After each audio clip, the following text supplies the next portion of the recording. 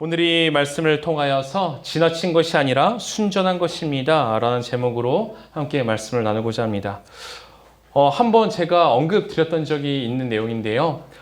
존 파이퍼 미국의 목사님께서 삶을 낭비하지 말라라는 청년 집회에서 하신 설교 말씀이 있어요.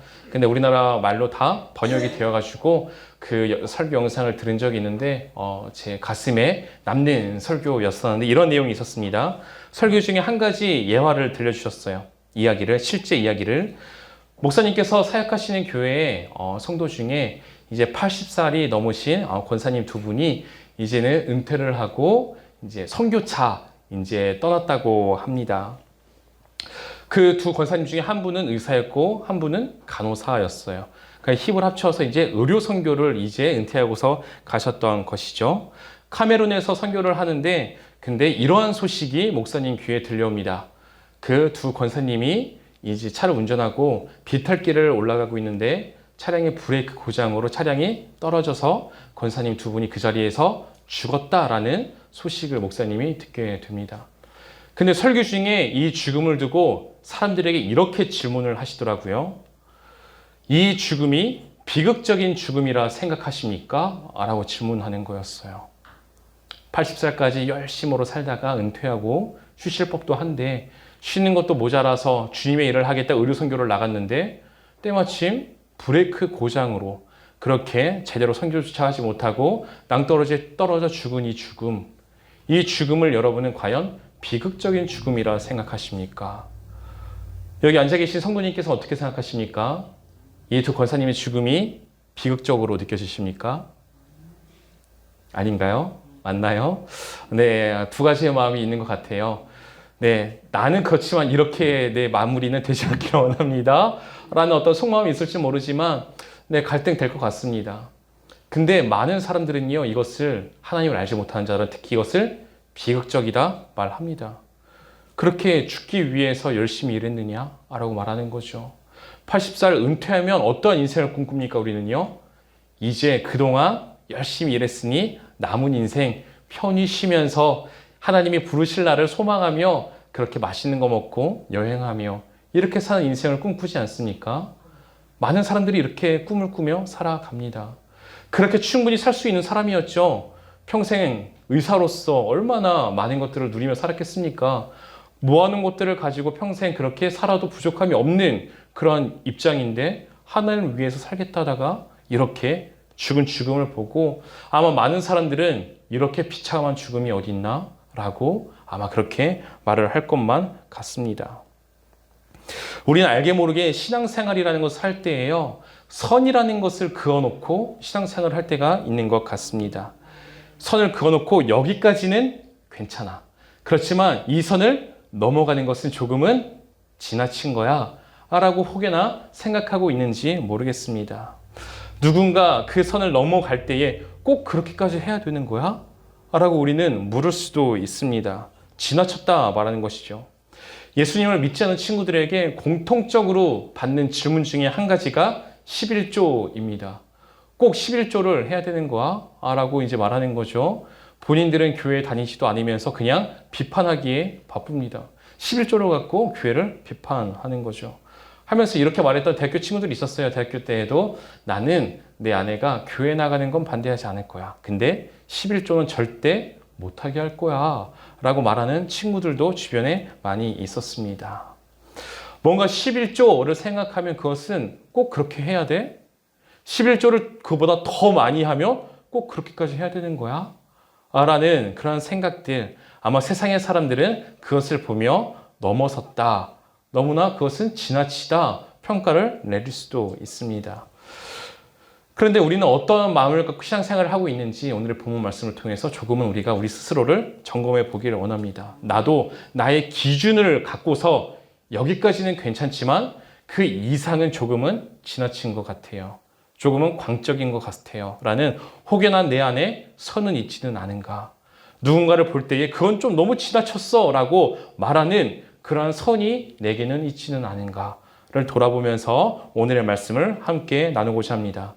오늘 본문을 보면요. 세상의 기준으로 볼 때에 지나쳤다라는 평가를 들을 만한 한 여인이 등장을 합니다.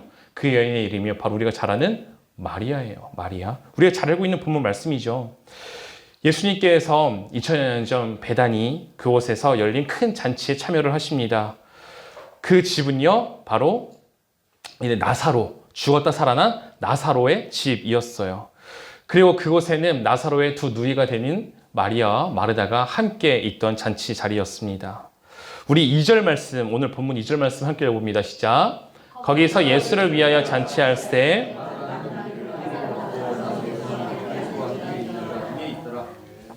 우리가 잘 아는 바대로 이 마르다는 여전히 분주해요. 여전히. 과거에 이미 예수님을 만났었거든요. 만났었는데 그때에도 마르다는 분주했고 마리아는 예수님의 말씀 앞에 있었잖아요. 지금도 여전히 마르다는 분주합니다. 근데 그들과 함께 대접을 하며 이렇게 잔치 자리에 분주한 가운데 함께하고 있던 이런 풍경 가운데에 굉장히 갑작스러운 하나의 사건이 껴들게 되는 거예요.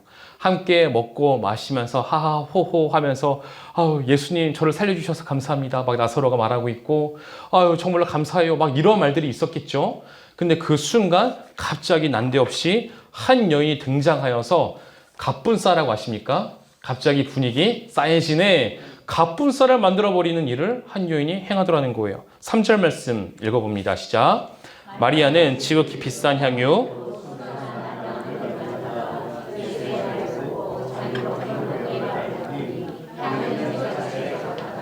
아멘. 뭐예요? 갑자기 쨍그랑 소리가 나더니만 향유를 예수님이요 온팡 뒤집어 쓰신 거예요. 그리고 한 여인이요 자기의 머리카락으로 예수님의 발을 닦고 있는 뭐야? 갑자기 왜 저런 거야? 분위기 싸해지게 너 뭐니? 라고 만들 만한 분위기를 마리아가 연출하고 있는 거예요. 당연히 뭐야 하지 않을까요? 뭐 하고 있는 거야 도대체? 라고 하는 분위기죠. 오늘 본문에는 예수의 발에 붓고 라고 나와 있는데요. 변행 본문이 마가복음 14장 3절에는 이렇게 말하고 있습니다. 한 옥합을 가지고 와서 그 옥합을 깨뜨려 예수의 머리에 부으니 라고 말하고 있어요. 마가복음 예수의 머리에 부었는데 요한복음 예수의 발에 부었대요. 성경에 오류가 있는 걸까요? 누군가 이걸 갖고서 성경에 오류가 있다고 말하는 사람들도 있어요. 말하는 게 다르니까. 이것은 우리가 이렇게 해야 됩니다. 마리아는요, 예수님의 향유를 머리에서 깨트려 부은 게 맞아요. 근데 그것이 온몸을 덮고 흐를 때에 발에 미쳤을 때에 마리아는 자신의 머리카락으로 예수님의 그 향유로 덮인 발을 닦기 시작한 것입니다. 제가 이것을 말씀드리는 것은요, 향유가 예수님 발뿐만 아니라 예수님의 온몸을 덮었다라는 굉장히 중요한 의미를 담고 있기 때문에 제가 한번 말씀드리는 거고요. 아무튼 이렇게 합니다. 갑자기 분위기 싸해집니다. 그런데 이때에 갑자기 이것을 목격하였던 그 자리에 있던 사람들이 어떻게 반응하는지 아십니까? 여러분은 그 자리에서 어떻게 반응하시겠습니까? 뭔가 의미가 있겠지 하고 넘어가실 건가요? 아니면 뭐 하는 거야 할까요? 너 지금 뭐 하는 거야? 당연히 그렇게 반응하지 않을까요? 그게 믿음 없는 모습은 아니에요. 뭐 하는 거야? 라고 제자들도 반응하기 시작하는 거예요. 특히 가룟유다가 이렇게 반응합니다. 오늘 본문 4절에서 5절 말씀 읽어보겠습니다. 시작. 제자 중 하나로서 예수를 잡아줄 가룟유다가 말하되 이 향유를 어찌하여 300다나리온에 팔아 가난한 자에게 주지 아니하였느냐 하니 아멘. 가룟유다가요 예수님의 제자 중에서요 이제 약간 회계를 담당했던 사람이었어요. 돈을 세마였던 사람이니까 그런지 모르겠지만 이것을 보고서 바로 머릿속으로 계산이 파바바바박 되는 거예요. 그 향유를 보자마자 그 향유의 가치를 알아본 거죠. 가치가 300데나리온이었습니다. 우리가 잘 아는 것처럼 1데나리온이 당시에 이제 보통 노동자의 하루 품삯이에요. 그러니까 300일, 그러니까 1년 연봉이 되는 아주 값비싸고 귀한 향유인데 그것을 깨트려 버린 거죠. 근데 그것을 볼 때 아까워라 생각을 할 수 있겠지만 가룟유다는 그것을 보고서 무엇이라 말하는 거예요? 그거 가지고 아까워 라고 말한 뒤에 가난한 자를 돕는 게 더 낫지 않니? 그게 더 예수님이 좋아하실 것 같지 않니? 너 지금 무슨 행동한 거야? 하고서 마리아의 행동을 지금 정죄하고 있더라는 거예요. 향유가 1데나리온이었으면 그렇게 하지 않았겠죠. 근데 1년 연봉에 해당하는 가치를 갖고 있으니까 그렇게 말한 거겠죠. 너무나 아깝게 느껴지는 거예요. 제가 서두에 말씀드렸었던 제 친구들, 11조 가지고서 너무한 거 아니니? 라고 말했던 친구들, 이렇게 질문을 이어갔었어요. 100만 원을 벌면 11조 하면은 10만 원 바쳐야 되는 거야? 라고 했어요. 헌금을 드리는 거야도 아니에요. 바쳐야 된대요. 뭐 삥 뜯는 것처럼. 애들 말하면 교회가 11조를 삥 뜯는 것으로 그렇게 막 생각해요. 막 11조 안 하면 벌 받습니다. 어디서 교회도 안 다녔으면서 이런 얘기를 좀 들었나 봐요. 막 11조를 안 하면 막 저주한다? 말도 안 되는 이야기죠. 그런 교회가 어디 얼마나 많이 있겠습니까? 거의 없죠. 어디서 들은지 모르지만 그러면서 11조 상납하는 것처럼 바쳐야 되는 거야 말해요. 100만 원 중에 10만 원, 1000만 원 벌면 100만 원 바쳐야 되는 거야. 1억 벌면 1000만 원 바쳐야 되는 거야. 100만 원에 10만 원은요, 그럴 수 있게 느껴져요. 근데 그 금액이 높아져서요, 1억, 10억이 되면요, 갑자기 이런 얘기도 해요. 복권돼서 10억 당첨되면 1억 교회에 바쳐야 되는 거야? 갑자기 금액이 커지면요, 그것은요, 뭐예요? 문제가 되고 지나친 행동으로 보여줄 수 있다는 거예요. 마리아의 행동이 그랬다는 거예요. 1년 연봉을 일순간에 깨트리니 그것이요, 꼭 그렇게까지 해야 되는 것인가? 라는 그러한 판단이 그 안에 들어가는 것이죠. 그 돈으로 그러니까 아까우니까 다른 사람들을 돕는 게 낫지 않느냐? 그것이 더 유익한 거 아니냐라고 말하는 거예요. 그때 예수님께서 무엇이라 말씀하는지 아십니까? 7절 말씀 읽어봅니다. 시작. 예수께서 이르시되 그를 가만두어 나의 장래할 날을 위하여 그것을 간직하게 하라. 아멘. 마리아를 괴롭히지 말라는 거예요. 너희들 마리아의 행동 지나치다고 평가 내리지 말라는 거예요. 예수님은 지금 누구의 편에서 말씀하시는 겁니까? 제자들의 편에서 말씀하시는 게 아니에요. 마리아의 입장에서, 마리아의 편에서 말을 이어가시는 겁니다. 마리아 힘들게 하지 마. 괴롭게 하지 마. 그녀를 비판하지 마. 너희들이 그렇게 뭐라 하지 말라는 거예요. 그녀는 뭐랍니까? 나의 장래할 나를 위하여서 그것을 간직하였다가 나에게 쓴 거야 라고 지금 말씀하고 계신 것입니다. 예수님은요, 예루살렘에 이제 입성하셨습니다. 입성하셨다가 밖으로 나왔다가 왔다 갔다 하셨어요. 사실은 예루살렘에서만 계신 게 아니에요. 고난주간 한 주 동안 왔다 갔다 하셨어요. 왔다 갔다 하시는데 그 중에 이제 곧 있으면 예수님께서요, 장례를 치르셔야 돼요. 이제 십자가의 죽음을 바로 목전에 두고 있는 그때예요. 마리아가 나를 뭐 했다는 거예요? 기념했다는 거예요. 당시에 죽은 자가 있으면요, 향유를 가지고서 씻겨줬었거든요. 시체의 냄새를 없애기 위해서 향유로 이렇게 몸을 씻겨줬었거든요.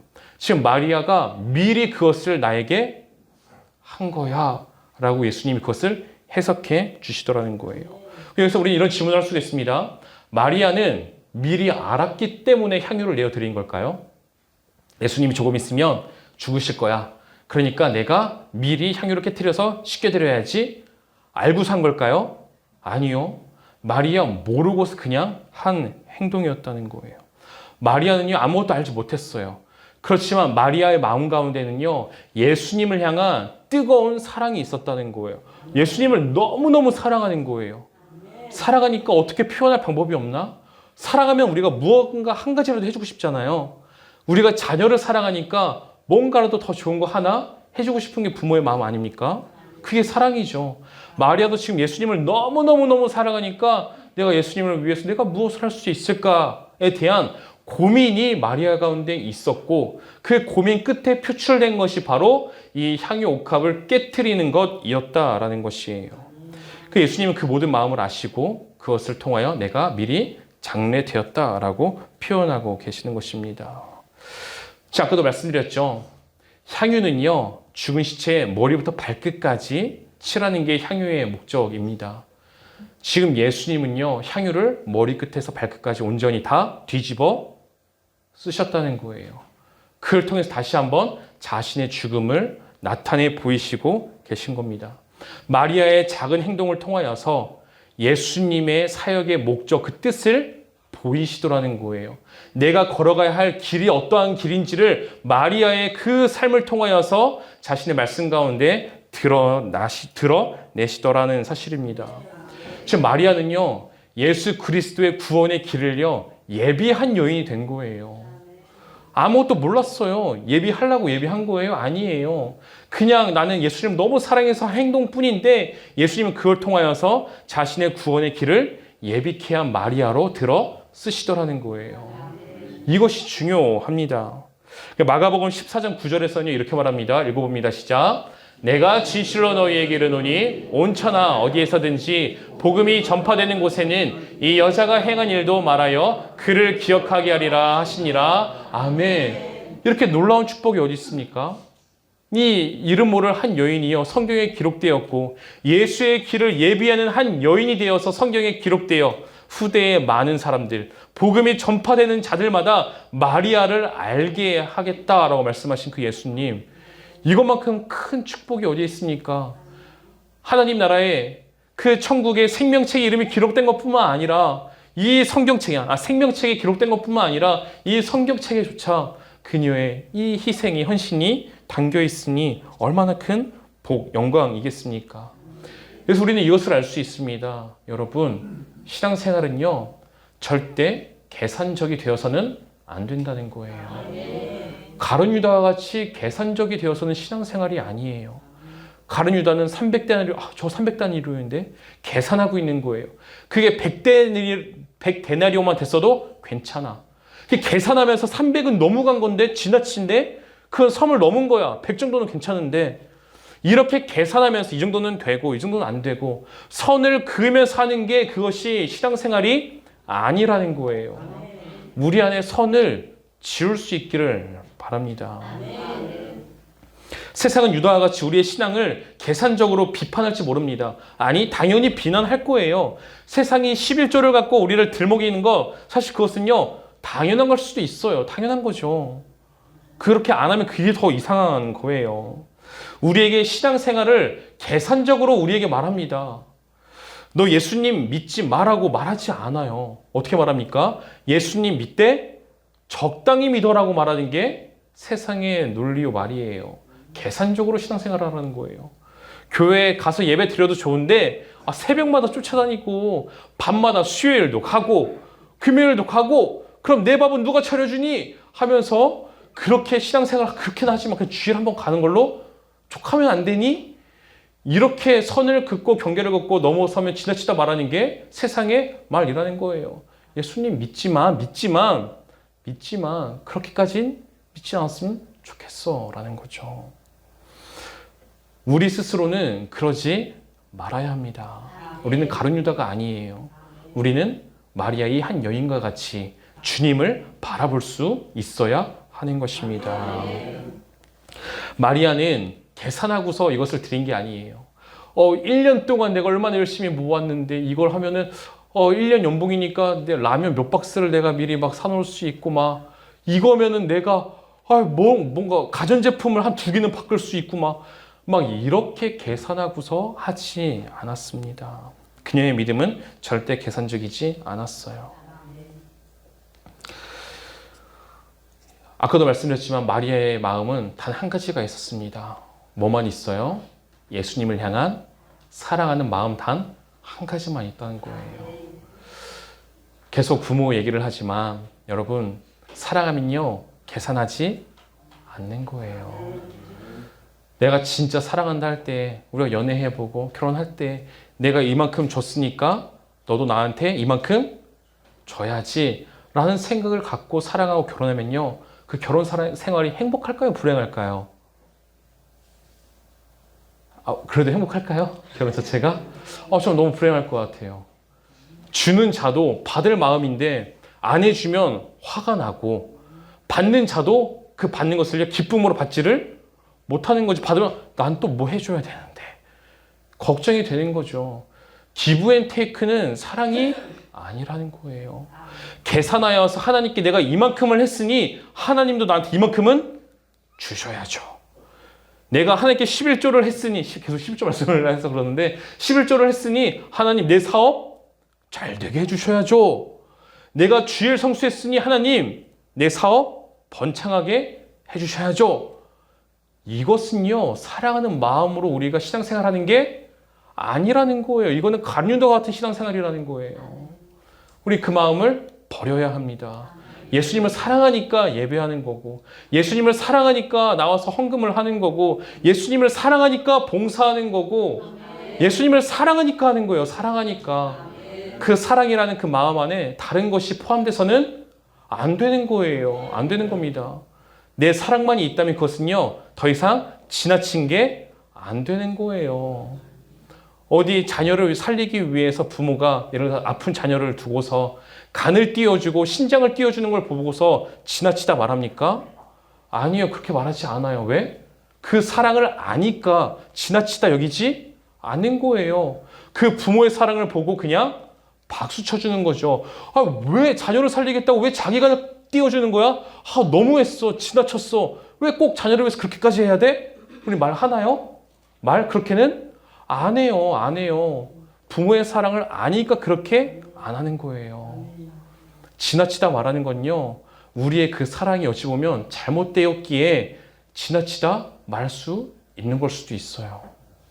예수님이 나를 얼마나 사랑하시는지, 내가 예수님을 얼마나 사랑하는지, 그 관계가 진정 사랑으로 이루어진 관계라면 그 안에서 지나치다, 넘어갔다라는 선은 없게 되는 것입니다.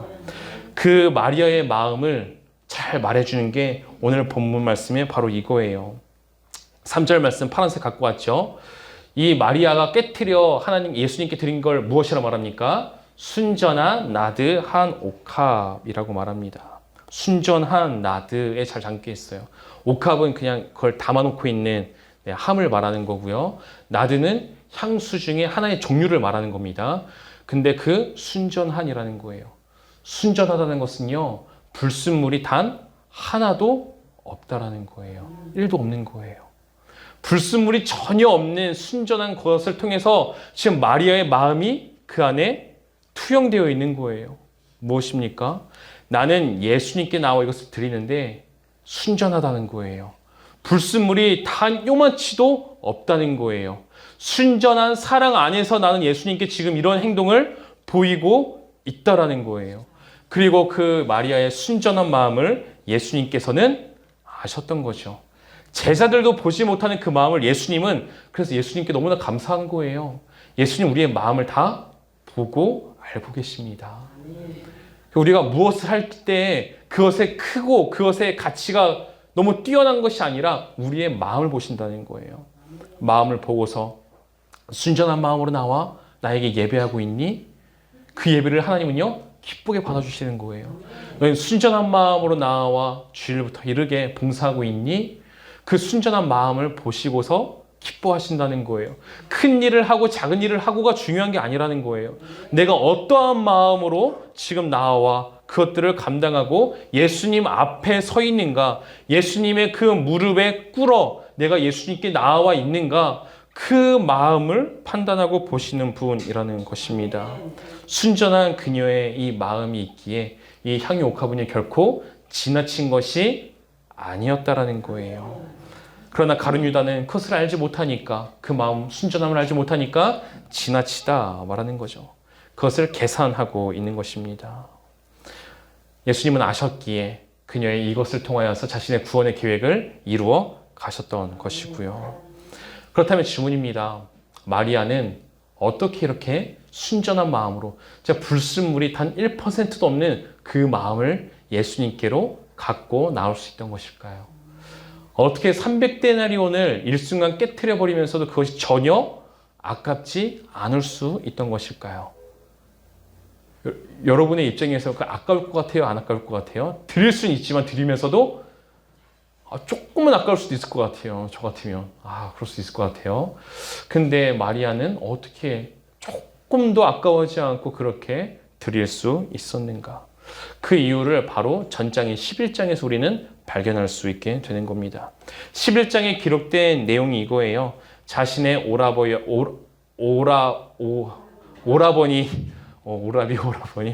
네, 오빠라고 하면 참 편할 때 성경은 참 어려운 것 같아요. 네, 아무튼 오라버니가 되어지는, 네, 우리의 나사로의 죽음과 부활이 기록된 게 11장이에요. 그 사건을 통해서 마리아가요, 확신하게 된 한 가지가 있어요. 바로 부활 신앙이었다는 거예요. 마리아에게는 부활 신앙이 들어선 거예요. 예수님을 믿는 자에게 부활이 있음을 미리 마리아는 뭐예요? 미리 그것을 보고 알게 된 거예요.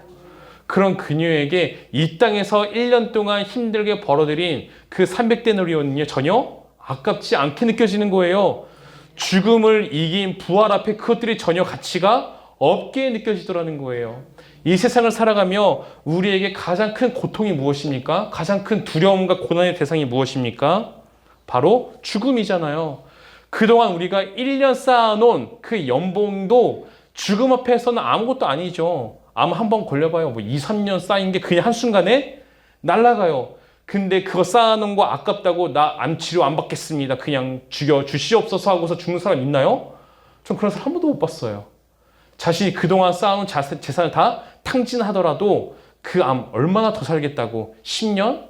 뭐 좀 더 못 살 수도 있어요. 수술이 잘 안 돼서 그냥 또 죽을 수도 있어요. 그 불확실함을 위해서 모든 것들을 다 쏟아부어요. 몇 년 더 살겠다고. 사람들이 다 그래요. 왜? 죽음을 가장 두려워하고 공포스럽게 여기고 염려하니까. 죽음 앞에서는요, 우리가 이 세상에서 가치 있다 여겼던 쌓아놨던 모든 것들이 다 의미가 없게 되는 것이 바로 죽음의 힘이에요. 그 마리아는요, 사랑하는 오빠를 분명히 잃었어요. 죽었어요. 냄새가 풀풀 나는 상태가 되었습니다. 무덤에 이미 갇혀있는 나사로였어요. 근데 예수님의 말 한마디에 그 나사로가 살아서 걸어 나왔고, 지금 잔치 자리에 누가 있었다고요? 자기의 죽었던 오빠가 함께 밥을 먹으면서 예수님과 대화를 하고, 지금 마르다가 만든 그 음식을 마르다야 맛있다 하면서 먹고 있는 부활한 오빠를 보고 있는 거예요. 그러니까 1년 300다니로 그것이 전혀 가치가 없게 느껴지는 거예요. 뭐요? 죽음을 이긴 부활 앞에서 비교하니까 아무것도 아닌 게 되는 거예요. 부활하신 자신의 오라버니를 부활시키신 예수 그리스도, 그리고 앞으로 죽지만 또한 부활하실 예수 그리스도, 그 예수님이 가장 가치 있는 존재가 되니까 이것은 그냥 내어드릴 수 있는 것이 되더라는 사실입니다. 가치라는 것은요, 상대적인 거예요. 내가 아무리 가치 있게 여기는 게 있어도 그것보다 더 큰 가치 있는 것이 있으면 그 전에 가치 있던 것은요, 아무것도 아닌 게 되는 거예요. 가치는 상대적이에요. 나에게 있어 마리아에게 있어 그 향유 옥합이요, 가장 가치 있는 거였을 거예요. 힘들게 내가 마련한 가치 있는 것, 그것과 죽음을 이긴 부활이라는 그 가치가 부딪힐 때에 부활이 더욱더 가치 있으니 이것이 상대적으로 가치가 없게 느껴지는 거. 그러면서 그것을 하나님께 내어드릴 수 있게 되었다라는 것입니다. 여러분, 우리는 부활을 확신하십니까? 우리 기독교인들이 갖고 있는 신앙이 그래서 부활신앙이라 말하는 거예요. 부활을 확신하는 사람과 그렇지 못한 사람은요, 살아가는 모습이요, 다를 수밖에 없어요. 계산하면서 이거는 좀 힘든데요, 이것은 안 될 것 같은데요, 인생의 주인을 나라 여기며 내가 인생의 탑을 내가 쌓아야 간다라고 믿는 사람들은요, 부활신앙이 별로 없는 사람들인 거예요. 그렇지만 부활신앙이 있는 사람들은 그렇게 살아가지 않습니다. 마리아와 같이 선이라는 것을 만들지 않고 순전한 마음 가운데에 하나님이 주시는 말씀 가운데 감동에 따라 그 말씀에 순종하면서 그냥 살아가는 것 뿐이에요. 왜요? 부활신앙이 있으니까요. 그런 의미에서 우리가 이제 내일부터 이제 새벽 특세가 시작되어지고, 오늘부터는 예수님의 종려 주일로서 고난주간이 시작되어진 거죠. 고난주간을 묵상하면서도 우리가 이것을 놓치지 말아야 할 것은 예수님께서는 죽으셨지만 부활하셨다라는 사실입니다.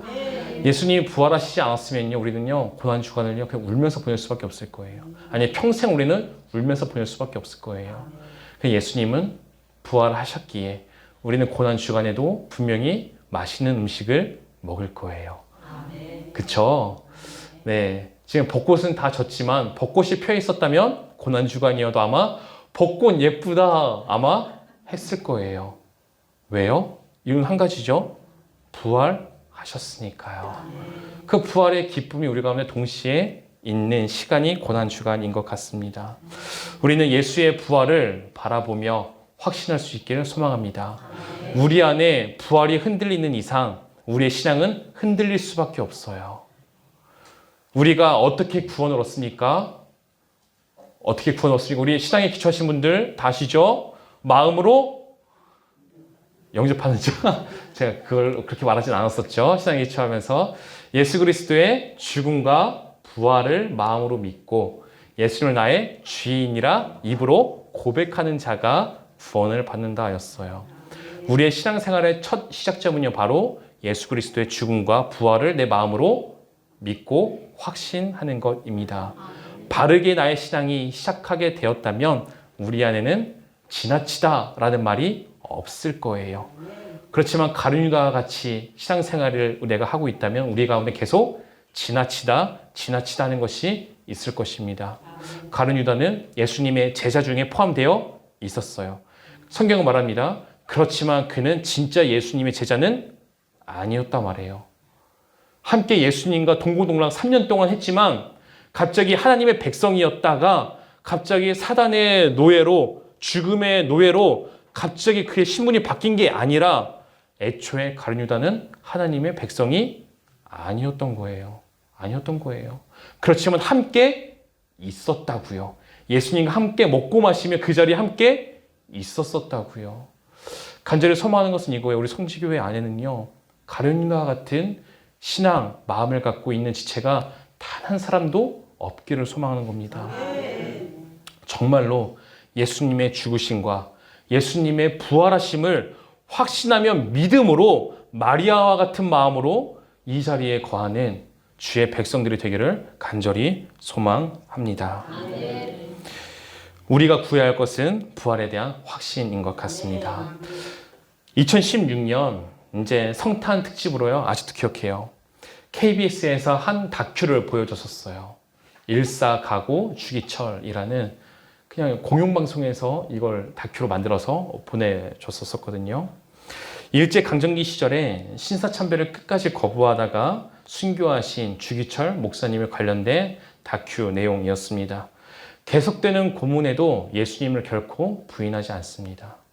얼마나 비참하게 이제 이렇게 핍박을 당하시는지 채찍을 맞고, 정말로 어려운 것은 이 주기철 목사님 앞으로 그의 아내와 어머니와 두 자녀를 데리고 옵니다.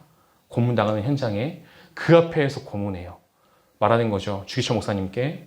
실제예요.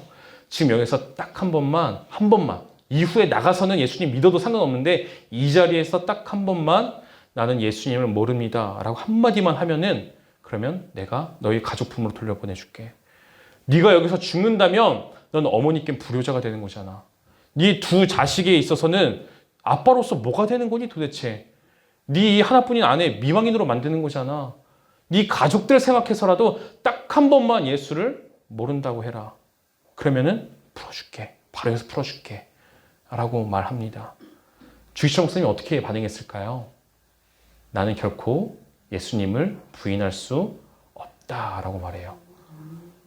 그리고 어머니도 아내도요, 그 앞에서 주기철 목사님께 먼저 이렇게 울부짖습니다. 여보, 아들아, 절대 예수님 부인하지 마 라고 말하는 거예요.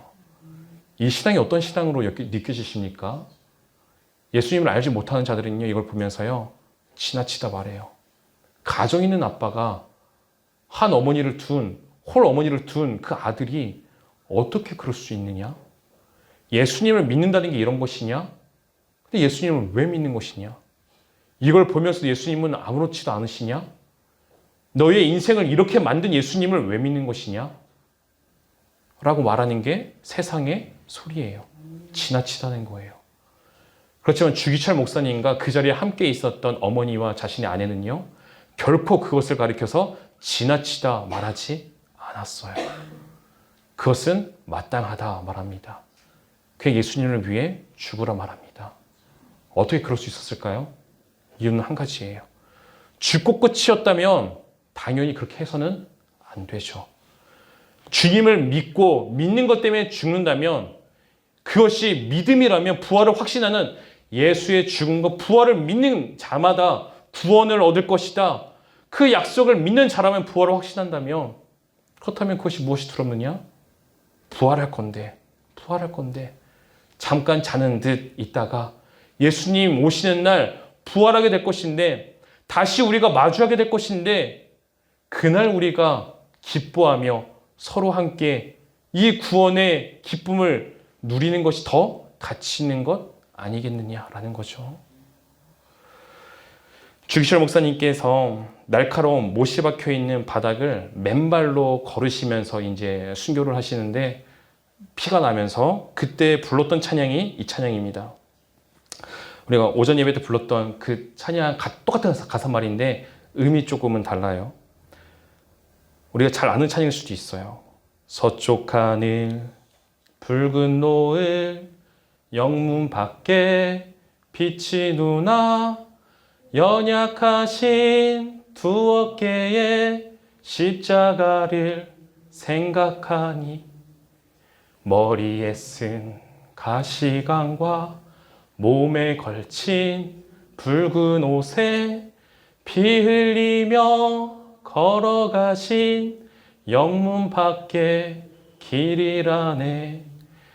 아픈 다리 싸매주고 저는 다리 고쳐주고 보지 못한 눈을 열어 영생길을 보여주니 7.8기 할지라도 제 십자가 바로 지고 골고다의 높은 고개 나도 가게 하옵소서.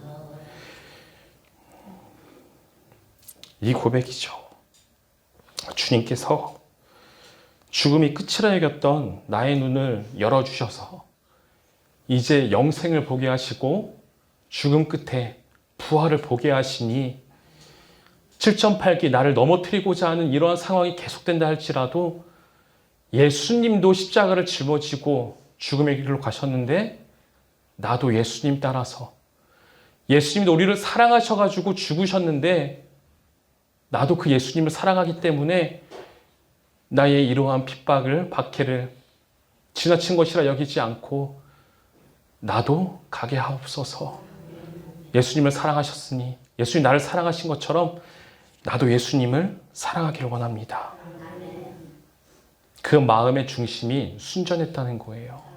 작은 것 하나 불순물이 없었습니다. 예수님께서 우리를 향한 불순물이 없었어요. 마리아도 예수님을 향한 불순물이 없습니다. 그 온전한 사랑의 관계를 우리가 이어나갔으면 좋겠습니다. 우리 예수님께서도 순전한 나드 한 근이 되셨습니다. 마리아의 향유가 깨어진 것처럼 예수님께서는 십자가에 자기의 온몸이 깨어지셨습니다. 그리고 온몸을 자신의 피가 뒤덮습니다. 자신의 몸을 뒤덮었던 마리아의 향유처럼 피로 물로 자신의 온몸을 뒤덮이신 예수님, 그 예수님께서 우리를 향한 사랑은요 정말로 순전한 사랑이셨습니다. 간절히 소망하기 있는 고난주간을 지나며 우리도 주 앞에 소망할 수 있길 바랍니다. 주님이 우리의 순전한 나드 한 근이 되사 십자가에 자기의 이 한 육신을 기쁨으로 깨워주셨는데 나 또한 우리 또한 주를 위하여 나의 것들을 깨트리며 주를 사랑한다 고백하며 사랑하며 살아갈 수 있는 우리가 되도록 인도하여 주옵소서라고 우리가 그렇게 소망하며 필사를 하고 말씀을 읽고 묵상하고 그렇게 주의 사랑에 조금 더 깊이 빠져들 수 있는 고난주간이 되기를 소망합니다.